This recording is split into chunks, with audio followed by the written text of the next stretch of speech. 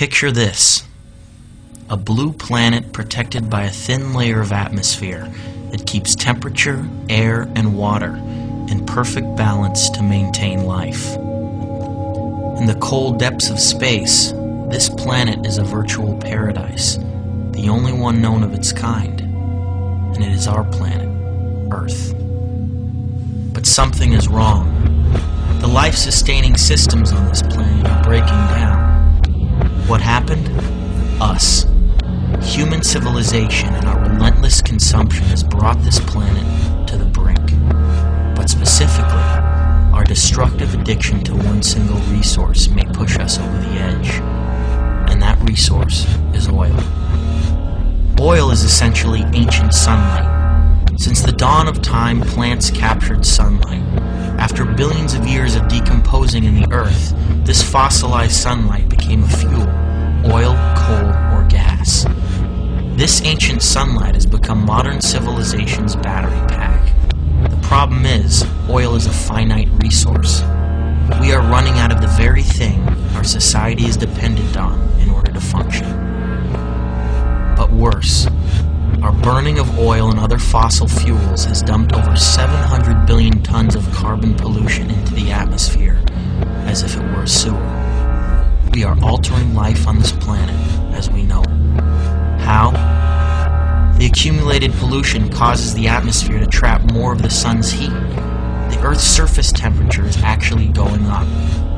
This is what is known as global warming. Warming, that almost sounds inviting.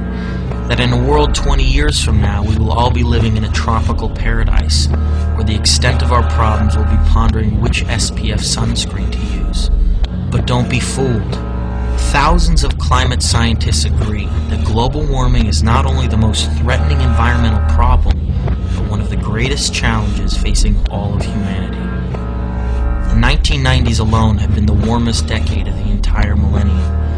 Temperatures have already gone up by 1 degree Fahrenheit in the last century. Maybe that doesn't sound like a lot, but it is. It only took 4 small degrees to shift us out of the last ice age. When you turn on the TV and you hear about killer heat waves, extreme weather conditions, freak storms, drastic flooding of cities, rising sea levels, giant chunks of ice breaking off in the Antarctic, coral reefs bleaching out and dying, make the connection. It is global warming and climate change. In the face of this disaster, what have big corporations and politicians done about it? Unfortunately, not enough. The fact is they've gained too much money and power off our addiction to oil. This makes them dangerously resistant to change. But are we? We must demand a separation between oil and state. We can get off oil and slow down global warming. We can use energy more efficiently and support renewable, clean energy sources, new green technologies that don't burn carbon like hydrogen fuel cells, wind and solar power.